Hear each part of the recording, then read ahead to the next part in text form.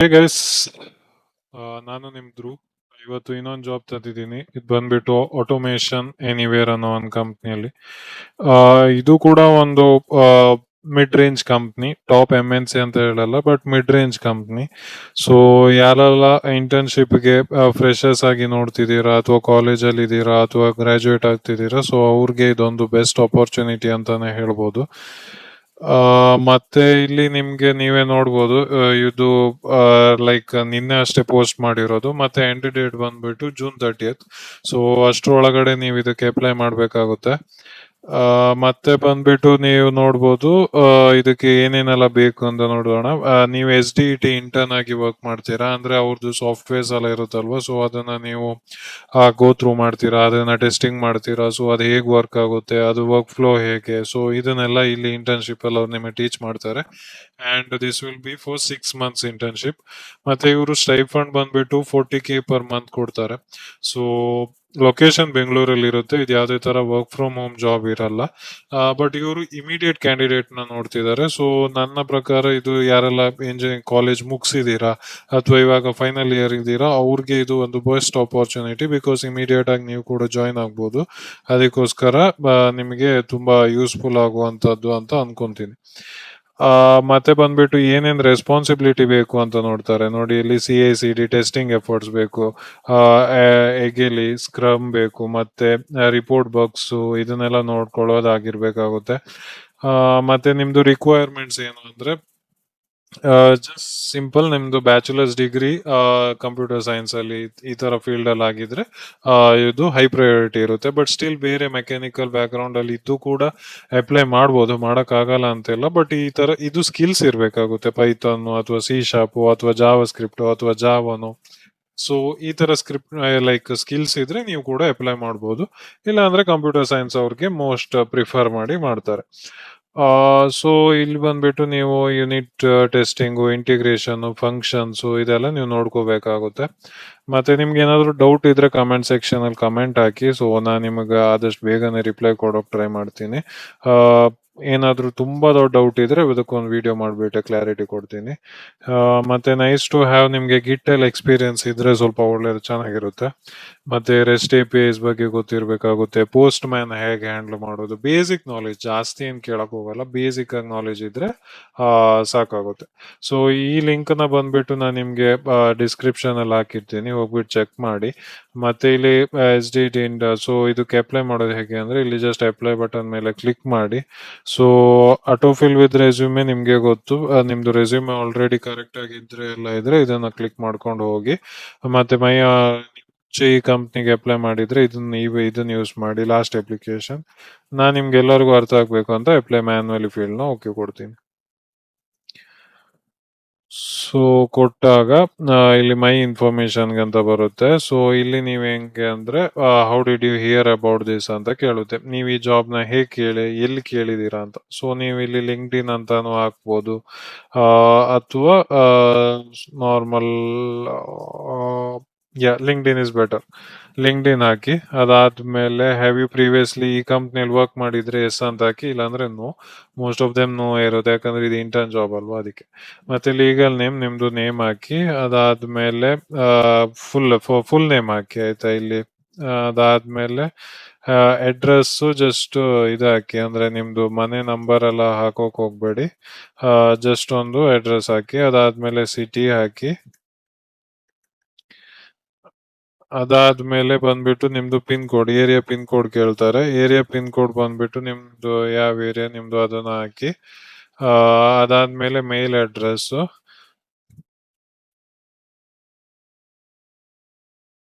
ಮೇಲ್ address ಬಂದ್ಬಿಟ್ಟು ನಿಮ್ಗೆ ಯಾವ ಅಡ್ರೆಸ್ ಲೈಕ್ ಮೇಲ್ಗೆ ಕಮ್ಯುನಿಕೇಶನ್ಸ್ ಗಳು ಬರಬೇಕು ಅದನ್ನ ಕರೆಕ್ಟ್ ಮಾಡಿ ಹಾಕಿ, ಮಿಸ್ಟೇಕ್ ಮಾಡಕ್ ಹೋಗ್ಬೇಡಿ. ಅದಾದ್ಮೇಲೆ ಫೋನ್ ನಂಬರ್, ಮೊಬೈಲ್ ಅಂತ ಕೊಟ್ಟು ಫೋನ್ ನಂಬರ್ನ ಹಾಕಿ ನಿಮ್ದು. ನಾನಿಲ್ಲಿ ಏನೋ ಹಾಕ್ತಾ ಇದ್ದೀನಿ, ಬಟ್ ನೀವು ಕರೆಕ್ಟ್ ಆಗಿ ಹಾಕ್ಬೇಕು, ಬಿಕಾಸ್ ನಾಳೆ ಅದಕ್ಕೆ ಕಾಲ್ ಬರೋದು. ಸೊ ನೆಕ್ಸ್ಟ್ ಬಟನ್ ಮೇಲೆ ಕ್ಲಿಕ್ ಮಾಡಿ. ಮೈ ಎಕ್ಸ್ಪೀರಿಯನ್ಸ್ ಅಂತ ಕೇಳ್ತಾರೆ. ಸೊ ನೀವೆಲ್ಲಾದ್ರೂ ಮುಂಚೆ ವರ್ಕ್ ಎಕ್ಸ್ಪೀರಿಯನ್ಸ್ ಇದ್ರೆ ಇಲ್ಲಿ ಆಡ್ ಮಾಡಿಬಿಟ್ಟು ಹಾಕಿ. ಇಲ್ಲ ಅಂದ್ರೆ ಲೈಕ್ ಬೇರೆ ಏನಾದ್ರು ಇಂಟರ್ನ್ಶಿಪ್ ಮಾಡಿದ್ರೆ ಒಳ್ಳೇದು. ಸೊ ಅದಕ್ಕೆ ಬೇರೆ ಇಂಟರ್ನ್ಶಿಪ್ ಮಾಡಿದ್ರೆ ನಾನು ಜಸ್ಟ್ ಸುಮ್ನೆ ಏನೋ ಒಂದು ಹಾಕ್ತಾ ಇದೀನಿ, ಬಟ್ ನೀವು ನೋಡ್ಕೊಳ್ಳಿ. ಏನು ನೀವು ಮಾಡಿದ್ರೆ ಮಾತ್ರ ಹಾಕೋಕ್ ಹೋಗಿ, ಇಲ್ಲ ಅಂದ್ರೆ ಹಾಕೋಕ್ ಹೋಗೋದು ಬೇಕಾಗಿಲ್ಲ. ನೀವು ಇಲ್ಲಿ ವರ್ಕ್ ಮಾಡ್ತಿದ್ರೆ ಟಿಕ್ ಮೇಲೆ ಹಾಕಿ, ಇಲ್ಲ ಅಂದ್ರೆ ನೀವು ಯಾವಾಗ ಇಂಟರ್ನ್ಶಿಪ್ ನ ಮುಗಿಸಿದೀರಾ ಸೊ ಅದನ್ನ ಮೆನ್ಷನ್ ಮಾಡಿ ಇಲ್ಲಿ.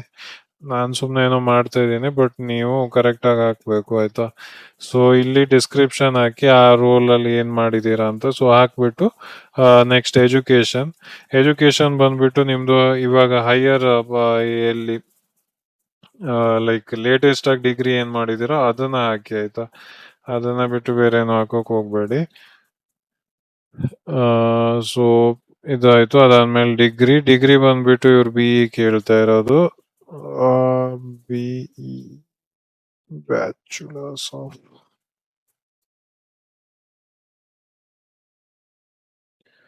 ಓ ಬ್ಯಾಚುಲರ್ಸ್ ಆಫ್ ಇಲ್ವಾ, ಬ್ಯಾಚುಲರ್ಸ್ ಆಫ್ ಸೈನ್ಸ್.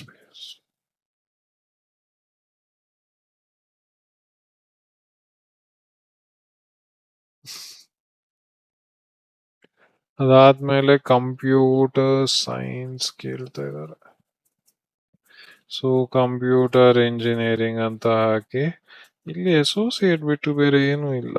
ಸೊ ನನ್ನ ಪ್ರಕಾರ ನೀವು ಮಾಸ್ಟರ್ಸ್ ಆಫ್ ಸೈನ್ಸ್ ಬೇಡ, ಬ್ಯಾಚುಲರ್ಸ್ ಆಫ್ ಸೈನ್ಸ್.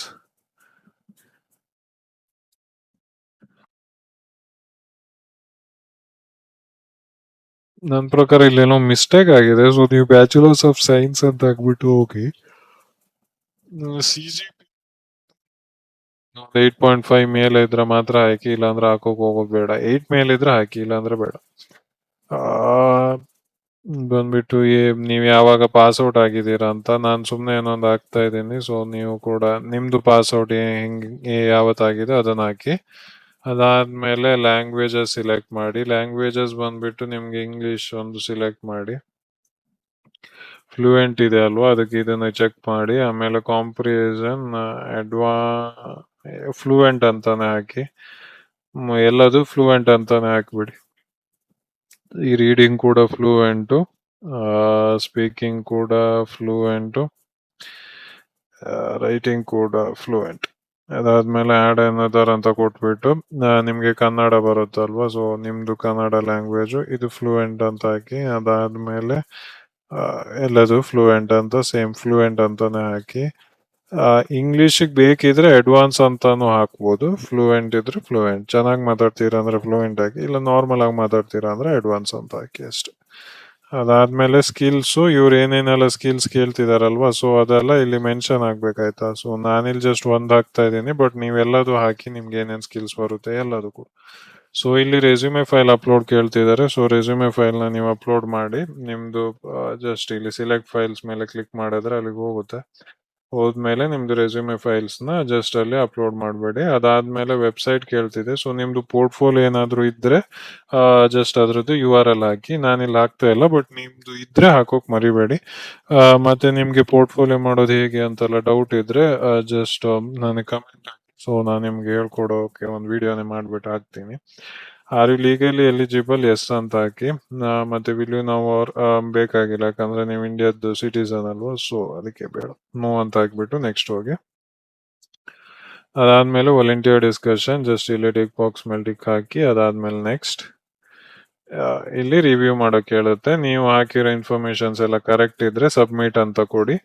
ಇಲ್ಲೇ ಇದೆ. ಸೊ ಸಬ್ಮಿಟ್ ಅಂತ ಕೊಟ್ರೆ ಲೈಕ್ ನಾನು ಯಾವಾಗ್ಲೂ ಹೇಳ್ದಾಗೆ 1 ವೀಕ್ ಅಲ್ಲೇ ಬರುತ್ತೆ ಕಾಲ್ ಬ್ಯಾಕ್. ಬಂದಿಲ್ಲ ಅಂದ್ರೆ ಜಸ್ಟ್ ಅದನ್ನ ಬಿಟ್ಬೇಡಿ. ಮತ್ತೆ ನೀವು ಅಲ್ಲಿ ತನಕನೂ ಕಾಯೋದ್ ಬೇಕಾಗಿಲ್ಲ. ನಾನು ನಿಮ್ಗೆ ಡೈಲಿ ಒಂದೊಂದು ಜಾಬ್ ಅಪ್ಡೇಟ್ಸ್ ಗಳ ಬಗ್ಗೆ ಕೊಡ್ತಾನೆ ಇರ್ತೀನಲ್ವಾ, ಸೊ ಎಲ್ಲದಕ್ಕೂ ಅಪ್ಲೈ ಮಾಡ್ತಾನೆ ಇರಿ. ಮತ್ತೆ ನೀವು ಯಾವ್ದಾದ್ರು ಜಾಬ್ ಬಗ್ಗೆ ಸರ್ಚ್ ಮಾಡ್ತಿದ್ರೆ ದಯವಿಟ್ಟು ನನಗೆ ಕಮೆಂಟ್ ಅಲ್ಲಿ ತಿಳಿಸಿ. ಸೊ ನಾನು ಅದ್ರ ರಿಲೇಟೆಡ್ ಜಾಬ್ ಯಾವ್ದಾದ್ರು ಇದ್ರೆ ಹುಡುಕ್ಬಿಟ್ಟು ನಿಮಗೆ ವಿಡಿಯೋ ಮಾಡ್ಬಿಟ್ಟು ಹಾಕ್ತೀನಿ. ಮತ್ತೆ ನಿಮ್ ಫ್ರೆಂಡ್ಸ್, ಫ್ಯಾಮಿಲಿ, ಕಲೀಗ್ಸು ಅಥವಾ ನಿಮ್ಗೆ ಗೊತ್ತಿರೋರು ಯಾವ್ದಾದ್ರು ಜಾಬ್ ಹುಡುಕ್ತಿದ್ರೆ ಸೊ ಅವ್ರಿಗೆ ದಯವಿಟ್ಟು ಇದನ್ನ ಶೇರ್ ಮಾಡಿ, ಆಯ್ತಾ. Thank you so much. ನಾಳೆ ಮತ್ತೆ ಸಿಗೋಣ. ಬೈ ಬಾಯ್.